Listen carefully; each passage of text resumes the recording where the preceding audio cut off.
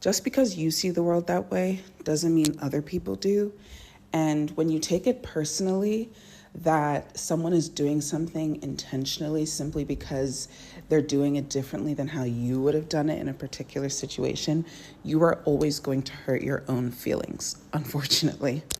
And when I zoom out and say this, it's something that I've always believed, right? Because I think a lot of the things I read and try to internalize about spirituality, about therapy, about anything to do with like cognition, psychology, whatever, it really all points to not centering yourself, because at the end of the day, everyone is the center of their own universe.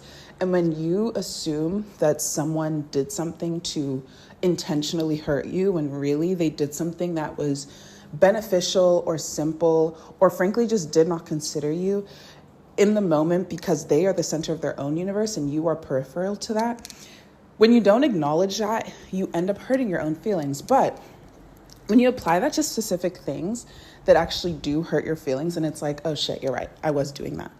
So for example, for me, something I've noticed about myself is when it comes to social situations, I think for me, as a friend, I am a very, very ultra low maintenance friend. Like, frankly, we can be friends, and then, especially if we don't live in the same place, I feel like, if we don't live in the same place and we are friends, you literally don't have to do anything for me to still feel like you are a good friend to me, which in reverse is bad because other people may not feel this way. And then I'm probably friends with a bunch of people who are like, bitch, who are you? But I'm a very low maintenance friend because for me, it always feels like the last time I saw you was yesterday. Like, our connection always feels fresh. If I see you out and about, I'm always going to feel like I just saw you, and I'm going to be so excited to see you as if we still have that closeness. Like, I don't need physical proximity or even proximity of time to feel like someone is a special person in my life. Like, once you make that mark, it's kind of carved in, like that statue analogy I'm always making. It's like, you made that mark on me as a statue. It's always there. Don't worry about it. Set it and forget it. You tattooed yourself on my heart. Okay. That's how I feel as a friend, especially if there's no way for us to actually be physically close. But I think when it comes to friendship, one thing that I'm starting to realize, I don't know if I would call it high maintenance, but something I'm starting to realize that I do, that other people don't necessarily care to do, is I take inclusion like really, really seriously. And so because I really try to include people around me, or because I like love that when people I love each other, like I love everything mixing. I love that if I have anything I can invite people to, I'm like, let me invite everyone I can remember exists in whatever like social space I'm in right now. Because for me, like, I'm the same one person across any social dynamic I'm in. So like, of course, if I like this person and I like this other person, they should like each other, or at least be able to coexist and enjoy each other. And so if I have a thing, I want everyone to be at that thing, right? And other things where it's like, okay, if I bring you into a new space and you don't know anyone, I'm going to be really careful about making sure you feel wanted, making sure you don't feel like isolated or whatever. Of course, it's nice to have friends that can hold their own in social situations, but I don't want you to feel like you regret leaving your house because I was the only person you knew at an event. Little things like that. I'm only naming a few examples, right? But inclusion is something I take really, really, really, really seriously. And when I dig down deep into it and like self-analyze myself, like I've been doing today, I'm sure it has to do with like feeling invisible at different parts of like my own childhood, just from like the whole Black girl dynamic stuff or whatever it is. So because there's that feeling of invisibility, or dealing with people who will weirdly try to exclude me, and then I'm trying to be like, why are they doing that? Like, these people say they're my friends, and then they do this over and over and over again, stuff like that. So over time, I've internalized those things. And even back then, I was always like this. So it would be very hard for me to understand why other people couldn't do something that I would do without even thinking. And going back to how we opened today's episode, it's like, well, yeah, like I don't see the world socially the same way that they do. Like, their framework for how they deal with social interactions, their framework around inclusion versus exclusion, what they even consider exclusion, right, is not something that they're doing intentionally to cause harm. It's not something that they're even thinking about in a serious way. And so if I, who does think about it in a serious way, then, interprets other people's actions through my own framework, then of course their actions should hurt my feelings, right? But they didn't put their actions through my framework, at least not as far as I know, right? They probably put it through their own. It may not have meant anything to how they view me as a friend, how they view me as a person in general. And frankly, yes, maybe it was done with like negative intention. And like at the end of the day, sometimes that is going to be the case. Like not always can you use this perspective to like absolve people of intentional harm. But it can kind of lift the burden off of yourself to like spiral and try to figure out why people made the choices that they made. And instead just accept the fact that like even the framework with which you are assessing their behavior is your own. And because it's your own, it will never actually get you directly to why they did something, unless you sit down and have a conversation with them. And so unless you're willing to sit down and have that conversation, any analysis you put onto this person, any way that you interpret their actions, their decisions, whatever, especially interpreting it through your own framework, that's only going to further hurt your feelings, because probably the reason you're spiraling and trying to assess why they did something is because your feelings are already hurt. Like you're not going to come out of that with a positive conclusion, because there's no way for you to actually run this kind of situation through their personal framework, because you don't know necessarily what it is, especially if it's a new person or a new friend. So don't hold them to that same standard.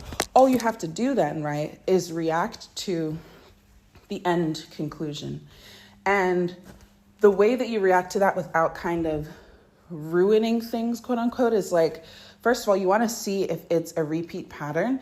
If this is someone that you care about and it's early on, like you should speak to them about it. Like, hey, I noticed this. I just wanted to see what your thoughts on this were, because I don't want to take it personally or whatever it is. And try to understand what their framework actually is if you don't have any basis for it, right? And then see if it's a repeat thing, because it's one thing for someone to do something to you and they don't know that they're doing it. It's another thing for them to know that it's upsetting to you and it just keeps seeming to like create friction between you two. And that still doesn't actually mean that they're a bad person, a bad friend, or that they don't care or like you. It could just mean, again, that you're not compatible in that specific way, and that there's not really a way for you to force that compatibility, because even with their best intentions and trying to take it into consideration, there's still friction there. But again, you're just kind of observing it over time, all the while as you react, holding very little weight, if as much as possible, holding no weight to the circumstances, or holding no weight to like the ultimate consequences. Does that make sense? So it's like, I'm not going to put weight on the meaning of this. I'm not going to put weight on of who am I? What does this mean for me as a person? What does this mean about how this person feels about me if they act this way? No, because they are acting this way because they want to. They're not acting this way because of you. And this is me again trying to like zoom out and generalize this to anything, not specifically the stuff I've mentioned for like my situation that made me want to like make this episode. But again, understanding all the way through, this is not a reflection of me. This is a reflection of this person. It's on them. It's on them. It's on them. But you're observing, right? And then as you observe, if you know that ultimately it's still something that is going to hurt you, even early on, you don't have to wait for it to repeat itself. You can kind of create that boundary in your head of, okay, this taught me this about another person. I don't need to understand why, right? Like, I don't need closure. I don't need an explanation. I don't need this. They did this thing for them. They thought that was normal. For me, I thought it was weird. I don't want to feel this feeling again. So I'm not going to put myself in a situation where I'm going to feel this way again. And you can make that decision as early on as you want, because that's up to you. So yeah. And it kind of reminds me as well, have you ever heard of people that are like, okay, well, maybe you were looking at, because there's different categories to friends. So I think sometimes people think like, oh, well, they did this thing, so I should like almost change my standards of friendship so that I'm not offended. But you're always going to feel like out of whack with yourself. Like you're going to feel like you're not being yourself, and you're going to feel like you're making yourself small. And that's, I think, way more painful than losing the friend. And so what's better is to say, there are different categories of friendship and everyone has their own bucket. So maybe there's someone you just met, there's an acquaintance, there's a friend you party with, there's a friend you do X, Y, and Z type of activity with, there's a friend through career relations or something, like, I don't know. And then there's like a really good friend, there's like a best friend. There's someone you can call when you're having this kind of situation because they know how to relate with you. There's someone you can call when you're having this kind of situation because they know how to relate with you, because people have their own individual strengths. And I think that's also the beauty of platonic friendship versus like romantic relationships in the ways that us as a society view them, is that platonic relationships have so much more room where it's like, this person doesn't have to be everything to me, if it doesn't make sense for them to be, right? So if you have put someone in a certain kind of bucket in your head in terms of, I have let them into my inner circle, because everything I'm describing is like, think of yourself in the center and there's circles around you, and maybe an acquaintance would be in a very far away circle, and like a really good friend would be like in a circle very close to like where you're standing, and a best friend would be in that circle right next to you. You know what I'm saying? If you've put someone in a circle really close to you and then you found an incompatibility that hurts you, but part of it is because you've treated them the way you treat people in that circle. And if you treated them the way you treat people in a circle a bit further away, that wouldn't even come up as an issue, then don't change yourself and change how you relate to the world, because that's the beauty of you being who you are. No, instead, put that person in a circle further away. That doesn't always have to be a conversation. That doesn't always have to be dramatic. That doesn't always have to even change how you feel about this person. It just means that, okay, if I relate with them on a certain level that's too high, I will be getting my feelings hurt because there will be frictions created, because I have a framework that I'm viewing that relationship through when I put them in this circle. It's almost like the rubric is way harder. And so I'd have to grade them on a curve for them to even pass. But if I put them in a circle of, some more layers back, then the rubric is a lot simpler. They're always going to pass with flying colors. I can still love them as a friend. We can still interact on XYZ level. And really nothing has to change, and I can still appreciate this person in my life. And so I think it's kind of like that. Don't change who you are, change how you relate, but only in the sense of how you kind of like grade that person, grade them on an easier, rubric, so that you can keep the relationship and enjoy the relationship and not feel some type of way. And ultimately, what they're doing genuinely is actually like bad to the core, to where they fail across all levels. Because what I'm saying is not that as an acquaintance you can do whatever, but as a really good friend you can't. That's not what I'm saying. There are some base level boundaries and standards and grading elements that should cover any person that you allow into your life, and that's where you need discernment. And if they fail on the most basic level, then they fail and they need to go. They need to go. There's nowhere you can put them where it makes sense. They just don't need to be in the circle at all. They don't need to be in any fucking circle, But when it makes sense to, I think that's another good way to look at it. And then that way you understand fundamentally that I have my own framework. And think of it, right? The same way you have your own framework, your own rubric of how you kind of view and analyze and assess your relationships, situations in your relationships, whatever. So does that other person. They have their own circles. They have put you in a circle as well. And when those circles don't match, and then sometimes the circles match, but when the rubric on those circles don't match, they think they're being a great friend to you, but you don't think the same thing, or vice versa. You think you're being a great friend. They disagree because, again, they have their own world over there going on, and you are hoping it's like a Venn diagram and everything aligns. You're in the same circles. You view things the same way. You guys can stand right next to each other in like that joint overlapping portion. But when it doesn't work out to be like that, then maybe it takes a conversation. Maybe it takes some discernment. Maybe it takes some re-categorizing. And ultimately, you can still relate with these people without feeling hurt about it. And I really make these episodes, like whenever sometimes I talk to my parents about stuff and they're like, oh, we're glad you're going through X, Y, and Z, because I think for me, like when things happen to me, I really like as much as possible for them to almost like, is the word alchemize? alchemize, I think. Like, I really like for the things that happen to me to make me better. Like, fundamentally, when I view my life, my world, my experiences, any of those things, I really want them to make me a better person.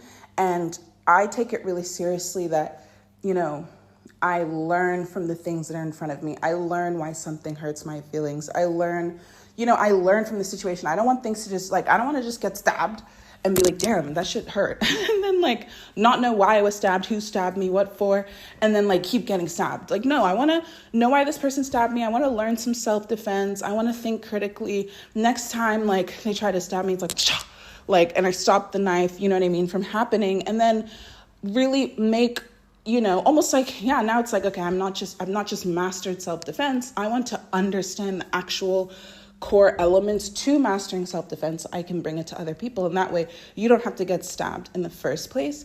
And so that makes me grateful for any time that something happens that still does upset me, because I think there's a lot that's happened to me in life thus far, and for the most part I've worked through, I feel like, a lot of things considering my age. Of course, there's still so much left for me to learn, because, the more you learn, the more you realize there's so much more to learn. But it does make me grateful for times like this where something hurts my feelings and it's like, okay, Obie, stop just like trying to get past these little moments that keep happening to you, and let's sit down and figure out why this is upsetting. Because when you do and you figure it out, maybe there's something in it you can teach yourself and teach other people. And this episode is a really great example of this, because I started probably this day an hour ago feeling some type of way for sure. And now, having sat with myself, thought it through, and then even talked to you guys, which is really just talking to myself a lot of the time, because the audience is of one, me, and then whoever else is listening. And I do feel a lot better. And ultimately, I hope that you've come away from this with something helpful for yourself. And I'm sure we'll keep having conversations of this nature. And if you have any questions that are more specific to what you're going through, then I would really appreciate you reaching out and asking across any of my platforms. So maybe here's a good time for me to say bye or say hi, because again, there's no intro to this podcast, but welcome to Live Lumani. My name is Obie, and thanks for thinking out loud with me. If this is your first episode, I hope you stick around and listen to more. If you made it all the way to the end today, maybe comment an emoji of, what can you comment an emoji of?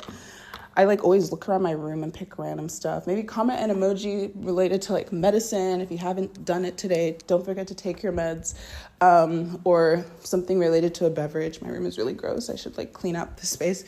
And if you're someone that always listens to the pod and you enjoy it, I really encourage you to leave a rating, but only if it's a 5-star rating. If it's anything less, please leave me alone. Leave me alone. I don't want constructive criticism right now. No, I'm kidding. And then you can find more of me in the description box with the beacons link. And again, if you have questions about your own situations or just things you want to share or get off your chest, please feel free to reach out across any of those links, just at Live Lumani everywhere, and send me a message. And I think that's it. I'm kind of out of breath, but I do feel better now.